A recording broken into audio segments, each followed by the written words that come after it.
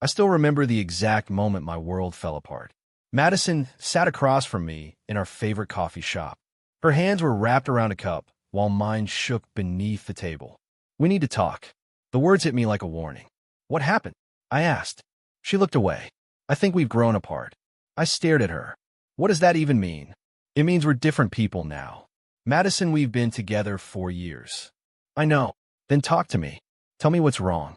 "There isn't one big thing." I laughed bitterly. "People don't end 4 years because of nothing." She sighed. "I just don't feel the same anymore." My chest tightened. "So that's it. I think it's for the best." "For who?" She didn't answer. That silence hurt more than any argument. I looked at her, waiting for some explanation that would make sense. It never came. "I loved you." "I know." "Then why are you doing this?" "I'm sorry." "Sorry." One word. 4 years erased with one word. I left the coffee shop feeling numb. For days I kept expecting a text, a call, anything. Nothing came. Instead I saw pictures. Pictures of Madison smiling beside a man named Trevor Blake. A successful businessman. Expensive suits. Luxury cars. Perfect smile. The relationship became public less than a week after our breakup. I stared at my phone in disbelief. "No way," I muttered. My best friend Owen was sitting beside me. I knew it. I looked at him. Knew what? Something was off. "You think she was seeing him before we broke up?" Owen shrugged. "I can't prove it." "But you think so?" "Yeah." I looked back at the picture. Madison looked happier than I had seen her in months. That realization crushed me. A few days later, my phone rang. It was Chloe, Madison's younger sister. I almost ignored it. Instead, I answered. "Hello." "Hey." Her voice sounded nervous. "What do you want?" "I'm sorry." I frowned. "For what?" "For my family." I stayed quiet. She continued. "They treated you badly after the breakup. They treated me like I never existed." "I know. Your parents won't even answer my messages." "I know." Her voice became softer. "You didn't deserve that." Those words nearly broke me, because they were the first kind words I had heard since everything ended.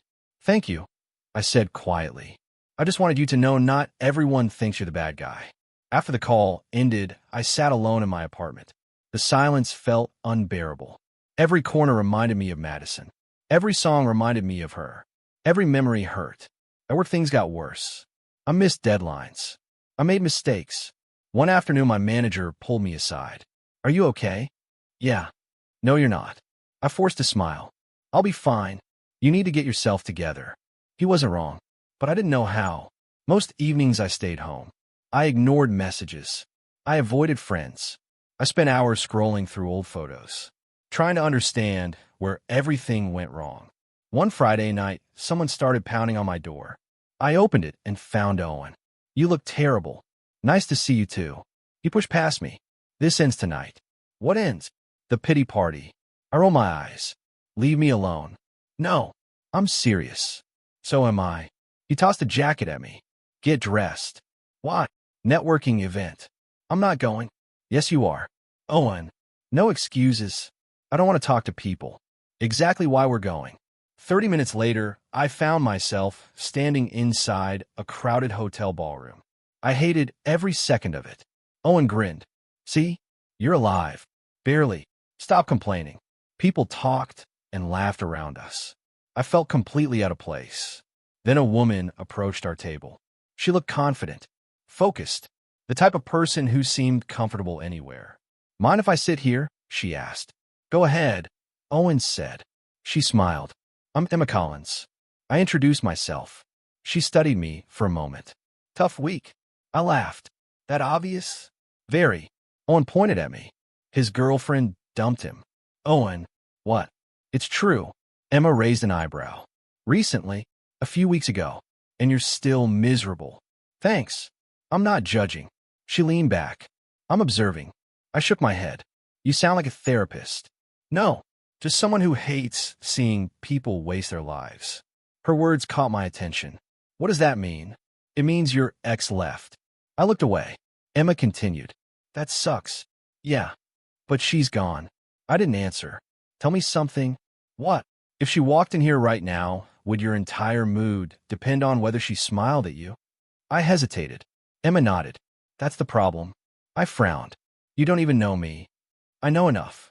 She pointed toward the crowd. Your future is out there. Then she pointed at my phone. Your past is in there. I looked down at the screen. A picture of Madison and Trevor was still open. Emma laughed. Case proven. Even I couldn't argue with that. For the first time in weeks, I smiled. A real smile. Small, but real. Emma noticed. There you go. Maybe you're annoying. Maybe you're right too. She grinned. I usually am. As the evening continued, I found myself talking more, laughing more, breathing easier. The pain was still there. Madison still occupied too much space in my mind. But for the first time since the breakup, I felt something different. Not happiness. Not yet. Just possibility. As I left the event, Owen slapped my shoulder. Feeling better? A little. Good. I looked back toward the ballroom. Emma was still inside, talking with another group. Maybe my story wasn't over. Maybe losing Madison wasn't the end. Maybe it was only the chapter that forced me to begin again. I tried to follow Emma's advice. It wasn't easy. Every time I opened social media, I saw another picture of Madison and Trevor. A luxury restaurant, a beach vacation, a designer handbag, a weekend in another city. It felt like they were everywhere. One afternoon, I was having lunch when a mutual friend sat across from me. Did you see Madison's latest post? I sighed. No, you should. I really shouldn't. He laughed. Trevor rented an entire yacht for her birthday. I forced a smile. Good for them. He shook his head. Man, I have to admit. What? That guy is operating on a different level. The words stung more than I wanted to admit. Later that day, I made the mistake of looking at the post. There she was, smiling, laughing, wrapped around Trevor's arm. The comments were even worse. Perfect couple. Relationship goals. She upgraded. I closed the app. Then I threw my phone onto the couch. My chest burned with humiliation. That evening, Emma called me. Bad day. How do you keep figuring that out? Because your voice sounds terrible. I laughed. Fair enough. What happened? I told her about the post. The comments. The comparisons. Emma listened quietly. When I finished, she asked one question. Do you want to spend your life competing with someone else's image? What do you mean? You're comparing your reality to a highlight reel. I leaned back. It still hurts. Of course it hurts. So what am I supposed to do? Focus on yourself. Everyone keeps saying that. Because it's true. I stayed silent. Emma continued. Trevor's life isn't your business. Easy for you to say. No. Her voice became firm. Easy would be stalking their accounts every day. That hit harder than I expected. You're rebuilding your life. What if I'm failing? Then fail while moving forward. I laughed. That's a strange motivational speech. You're welcome. For the first time in weeks, I felt lighter. Not healed, just lighter. Over the next month, I threw myself into work. I arrived early, stayed late, accepted projects nobody else wanted. My manager noticed. One morning, he called me into his office. I sat down nervously. Did I mess something up? He smiled. Actually, no. That surprised me. We've been reviewing performance. I waited. We want to promote you. For a second, I thought I heard him wrong. Seriously? Seriously. A grin spread across my face. The feeling was unfamiliar. Pride. Real pride. Not validation from a relationship. Not approval from someone else. Something I earned myself. That evening, I called Owen. I got promoted. No way. Way. Dinner's on you. I laughed. Of course, that's your first response. It's the correct response. When we met later that night, he raised a glass. To moving forward. To moving forward. For the first time since the breakup, I actually believed those words. A few days later, I met Emma for coffee. She smiled when she saw me. Look at you. What? You seem different. In a good way? Definitely. I sat down. I got promoted. I know. I blinked. Ow. Your manager is friends with my manager. I groaned. That's unfair. She laughed. Congratulations. Thank you. Emma studied me carefully. You know what's interesting? What? You haven't mentioned Madison once. I realized she was right. For nearly an hour, I had talked about work, goals, future plans, not my ex. That realization felt important. Maybe I really was changing. But while my life improved, something strange was happening in Madison's world. Mutual friends stopped mentioning her as often. She rarely attended group events. She missed birthdays, canceled plans, ignored messages. One evening, I ran into an old friend. Have you talked to Madison lately? I shook my head. No, neither has anyone else. What do you mean? Trevor is basically her entire life now. I frowned. Maybe she's happy. Maybe. The answer sounded uncertain. A few nights later, my phone rang after midnight. I looked at the screen. Chloe. I immediately answered. Chloe. Sorry for calling so late. What's wrong? She lowered her voice. I think Trevor is hiding something. I sat up straight. What? I don't know everything yet. Then how do you know? Because things aren't adding up. My pulse quickened. What things? She hesitated. I started noticing inconsistencies, such as the stories he tells. I frowned. What stories? Different versions of his past. I stayed quiet. Chloe continued. He tells one person he grew up in one city. Okay. Then tell someone else a completely different story. Maybe he just misspoke. Maybe. Her voice said otherwise. There's more. I rubbed my forehead. Go on. His business records are weird. What does that mean? I don't know yet. You checked his business records? I was curious. I almost laughed. Curious? Fine. Suspicious. That sounded more honest. What are you trying to tell me? I'm telling you something feels wrong. I leaned back. Part of me wanted to dismiss it. Part of me couldn't. Does Madison know? No. Will you tell her? Not without proof. That answer made sense. Then be careful. I will. After we ended the call, I couldn't sleep. I kept thinking about Trevor. About Madison. About all those perfect photos. What if none of it was real? The next day, I told Owen. His reaction was immediate. Stay out of it. I frowned. What? You heard me. Chloe contacted me. So maybe Madison is in trouble. Owen shook his head. Not your responsibility. I know. Do you? I didn't answer.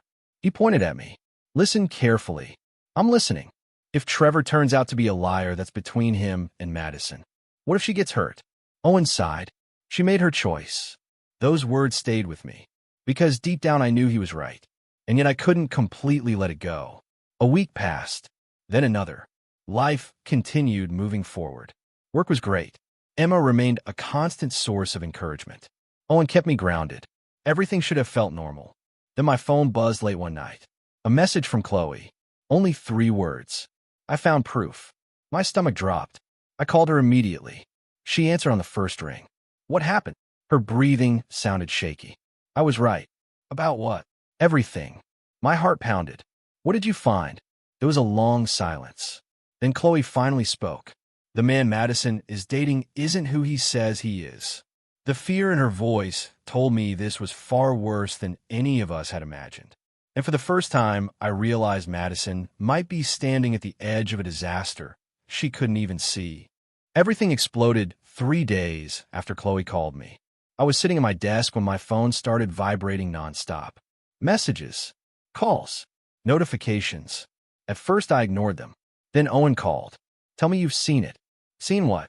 The Trevor situation. My stomach tightened. What happened? Turn on your phone. I opened my messages. Dozens of notifications appeared. Screenshots, posts, comments, rumors. Then I saw the headline someone had shared. Trevor Blake was married. I stared at the screen. What? It's real. No way. Way. For several seconds, I couldn't speak. All those months. All those expensive gifts. All those vacations. All those perfect photos. It had all been built on a lie. How did this come out? I asked. Apparently his wife exposed him. Wife. Even saying the word felt surreal. Her name is Victoria. I remembered Chloe's warning. She had been right. The entire time. By lunchtime, everyone seemed to know. Friends were talking about it. Co-workers were talking about it. People online were talking about it. The story spread like wildfire. That evening, Chloe called. You heard. Everyone heard. She sounded exhausted. Madison is a mess. I closed my eyes. What happened? She confronted him. Where? At a charity event. I sat forward. What happened? Everything. Chloe let out a long breath. Madison walked straight up to Trevor. And she demanded answers. I could almost picture it. The crowded room. The shocked faces. The tension. What did he say? He denied everything. I laughed bitterly. Of course he did.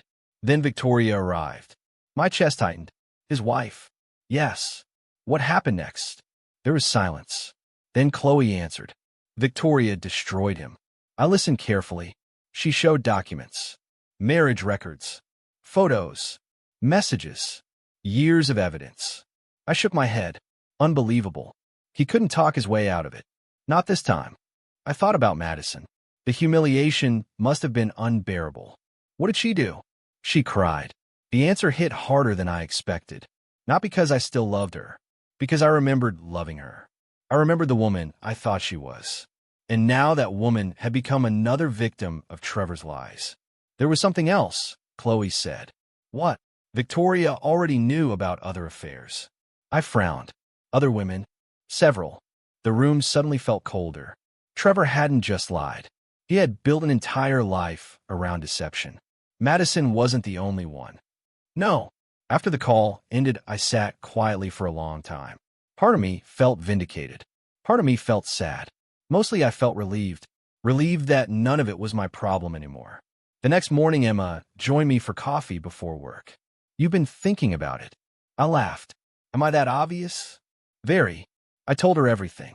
She listened without interrupting. When I finished, she stirred her drink. How do you feel? I don't know. That's not true. I sighed. Maybe I expected to feel happier. And I don't. Emma nodded. Because revenge fantasies never feel as satisfying as people imagine. I guess. She looked directly at me. You're not heartbroken over Madison anymore. No. Then what's bothering you? I thought about it. Finally, I answered. I wasted years trying to be enough. Emma smiled sadly. You were enough. The words caught me off guard. No. She interrupted me. Yes. I stayed quiet. Emma leaned forward. Someone leaving doesn't automatically mean you failed. For a moment, I couldn't speak. Because deep down, I knew she was right. Madison's choices weren't a measurement of my worth. They never had been. A few days later, my phone buzzed. A message from Madison. Hey. I stared at it, then locked my screen. An hour later, another message arrived. Can we talk? I ignored that one, too. The next morning, there was another. Please. I deleted it. That evening, Owen called. She contacted you? How did you know? She contacted everyone. I laughed. Really? She's trying to explain herself. I shook my head. Too late. Exactly. For months, I had wanted answers. Now I didn't care anymore. That realization felt powerful. The following week, Trevor's problems got worse. Much worse. More stories appeared. Former business partners came forward. Old associates spoke publicly. People started questioning everything. One afternoon, Owen sent me an article. Another lie exposed. I called him. This guy just keeps digging. I know. What else is he hiding? At this point, probably an entire second life. I laughed despite myself. The truth was simple. The confidence that once impressed everyone had become a liability. People no longer saw charisma. They saw manipulation. People no longer saw success. They saw deception. Trust disappeared quickly once the lies became visible. Meanwhile, Madison seemed to vanish from public view. The constant photos stopped. The expensive date nights disappeared. The glamorous lifestyle disappeared. Everything that looked perfect suddenly looked fake. One evening, Chloe called again. Can I tell you something? Sure. She's miserable. I remained silent. She barely leaves the house. I see. She's embarrassed. I looked out the window. Months earlier, I had been the one hiding from the world. The one replaying memories. The one questioning everything. Now, Madison was experiencing that pain herself. Not the exact same pain, but close enough. Do you feel bad for her? Chloe asked. I thought carefully before answering. A little. Really? She's human. That was the truth. I didn't hate Madison. I simply wasn't willing to carry her mistakes anymore. A few days later, I received another message. This time was longer. I miss talking to you. I know I hurt you. I know I don't deserve forgiveness. But I need to explain. I read the message twice. Then I put my phone down. Emma happened to be sitting across from me. You look serious. I showed her the screen. She read it quietly. What are you going to do? I thought about the breakup, the humiliation, the months of pain. Then I thought about where my life stood now. My promotion, my friendships, my confidence, my future. Finally, I locked my phone. Nothing. Emma smiled. You sure? Completely. For the first time since Madison left me, I wasn't waiting for closure. I wasn't waiting for validation. I wasn't waiting for an apology. I'd already moved on, and that felt better than any revenge ever could. As we left the restaurant, my phone vibrated again. Another message from Madison. I didn't even look at it. Instead, I slipped the phone into my pocket and kept walking forward. Because some chapters, in the moment, you stop turning back to read them again. Several months passed before I saw Madison again. By then, my life looked completely different. Work was going well. I spent more time with friends. Emma had become one of the most important people in my life. The pain of the breakup had faded into something distant. Not forgotten, just no longer controlling me. Then one rainy evening, someone knocked on my apartment door. I opened it. My heart nearly stopped. Madison stood there. For a moment, neither of us spoke. She looked different, not physically, emotionally. The confidence she once carried was gone. The bright smile was gone. She looked exhausted. "Can we talk?" she asked. I hesitated. Every instinct told me to close the door. Instead, I stepped aside. "Come in." She entered quietly. The silence felt uncomfortable. Finally, we sat across from each other, the same way we had sat during our breakup. Only now, everything had changed. Madison looked down at her hands. "I didn't know if you'd answer." "I almost didn't." She nodded. "I deserve that." Neither of us spoke for several seconds. Then she took a deep breath. "I owe you an apology." I leaned back. "Okay." Her eyes filled with emotion. No excuses. No blaming anyone else. Just the truth. I remained silent. Madison swallowed hard. "Trevor manipulated me from the beginning." I said nothing. "He told me everything I wanted to hear. He made me feel special. He made promises." A bitter laugh escaped her. Turns out he was making those same promises to everyone. I watched her carefully. Part of me felt sympathy. Another part remembered all the nights I spent hurting because of her choices. I was stupid. I frowned. "Don't do that." "What?" "Don't rewrite history." She looked confused. "You made a bad decision. That doesn't make you stupid." Her eyes widened slightly. Even after everything, I still couldn't enjoy seeing her hate herself. Madison looked away. "Maybe." Then her voice cracked. "But I made the biggest mistake of my life." The room fell silent. I knew what she meant before she said it. "I shouldn't have left you." Those words landed harder than I expected. Months earlier, I would have given anything to hear them. Now I didn't know what to feel. Madison wiped her eyes. "You were always there for me." "I know. You cared about me." "I know. You loved me." I looked down. "I did." The past tense seemed to hurt her. She noticed it immediately. A painful expression crossed her face. "I broke something." "Yes. I know." For a moment, I remembered the woman I had planned a future with. The woman I wanted to marry. The woman I thought would always be beside me. Those memories still existed. But so did the pain, the betrayal, the humiliation. Everything came together in one complicated mess of emotion.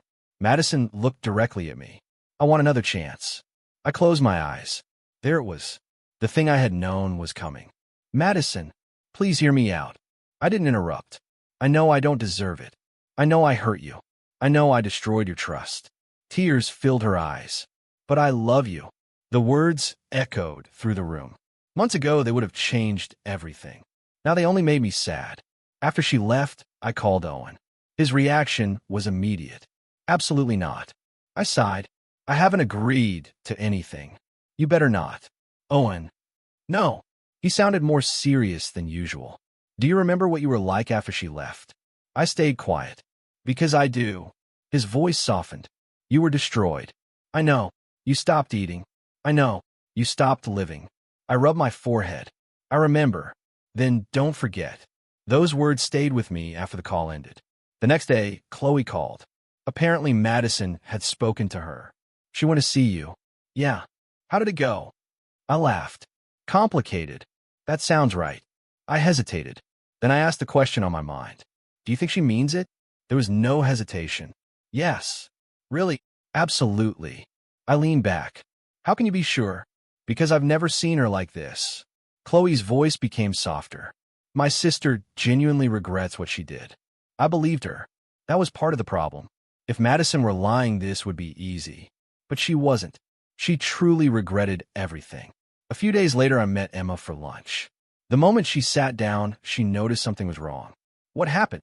I told her. Every detail. She listened quietly, much quieter than usual. When I finished, she stared at her coffee. Wow. Yeah, that's a lot. I nodded. Emma forced a smile. What are you thinking? I don't know. The answer was honest. For the first time in months, I genuinely didn't know. Part of me remembered the comfort of being with Madison, the familiarity, the history, the memories. Another part remembered how much healthier my life had become after moving forward. Emma nodded slowly. You need to figure out what you actually want. I know. After that conversation, something changed. Not dramatically, just enough for me to notice. Emma started creating distance. She replied to messages later. She seemed less available, less present. At first, I thought I was imagining it. Then one evening, I finally asked, Are you avoiding me? She looked surprised. Then she sighed. A little. The answer hurt more than expected. Why? Emma looked away. Because your situation with Madison is complicated. That doesn't answer the question. For several seconds, she remained silent. Then she spoke. I don't want to be caught in the middle.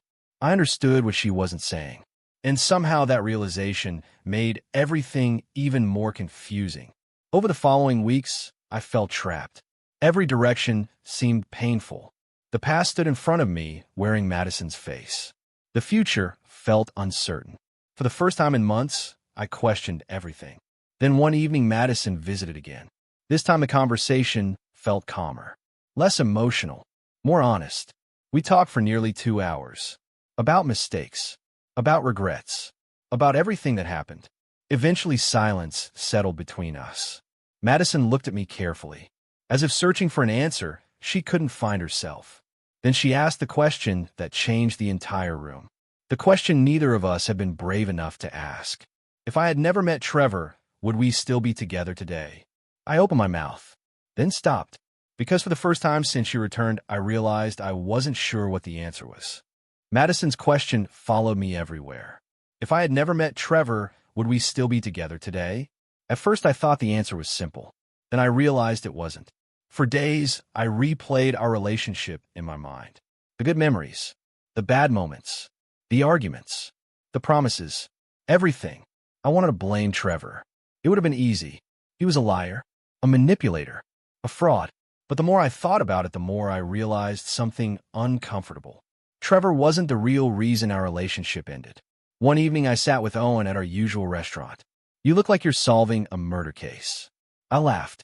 Maybe I am. He leaned back. Still thinking about Madison? Yeah. Owen shook his head. Why? Because of something she asked. I told him the question. He listened quietly. Then he shrugged. So what's your answer? I don't know.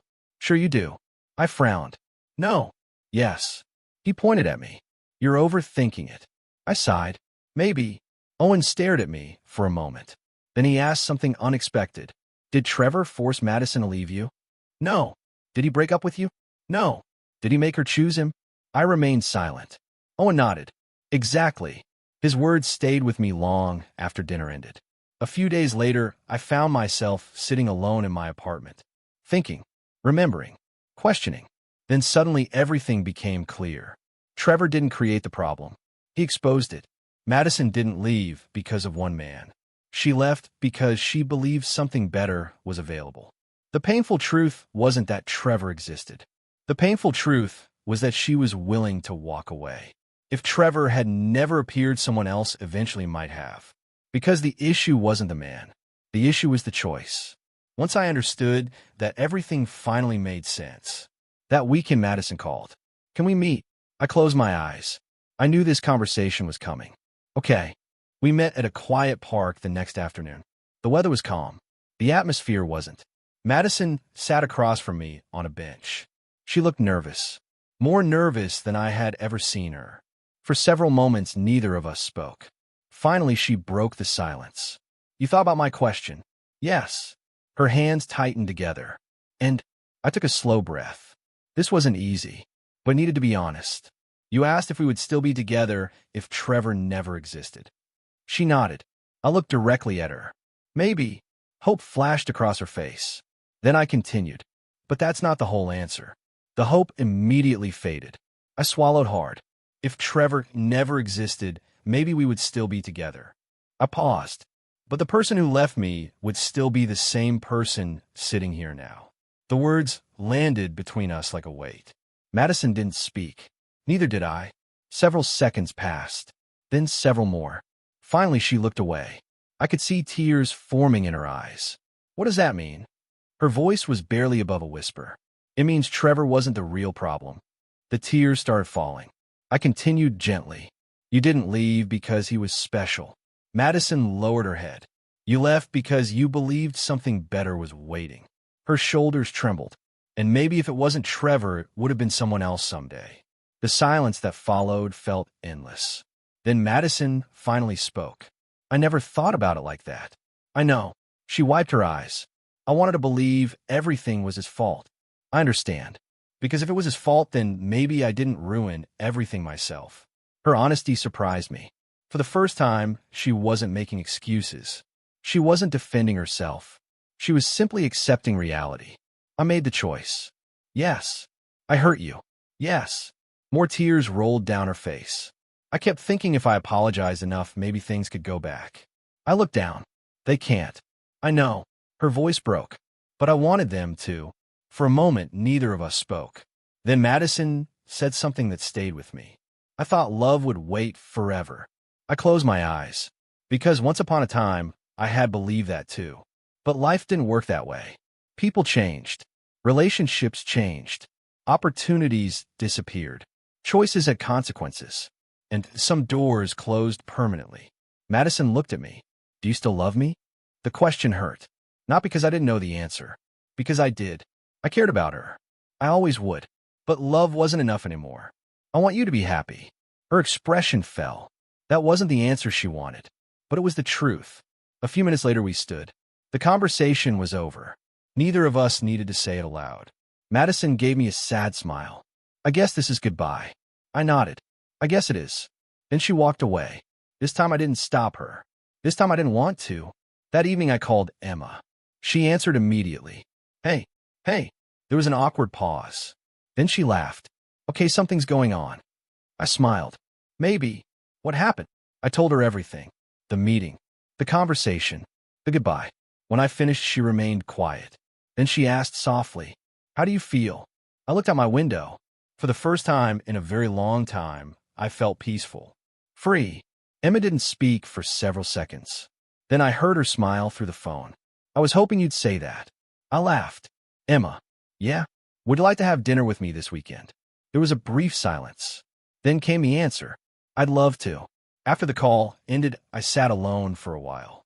Not lonely, just thoughtful. Over the next few months, life continued moving forward. Emma and I grew closer. Work continued improving. The future stopped feeling uncertain. Meanwhile, Trevor's situation became worse. Investigations, lawsuits, financial problems. Every new lie created another consequence. And Madison had to face her own consequences too. Not because she was a bad person, but because choices mattered. The difference was that I no longer felt connected to any of it. Their problems weren't my problems. Their mistakes weren't my burden. Their stories no longer control mine. One evening, I walked through the city with Emma beside me. She reached for my hand. I smiled. Not because Madison suffered. Not because Trevor failed. Not because life somehow punished the people who hurt me. I smiled because I finally understood something important.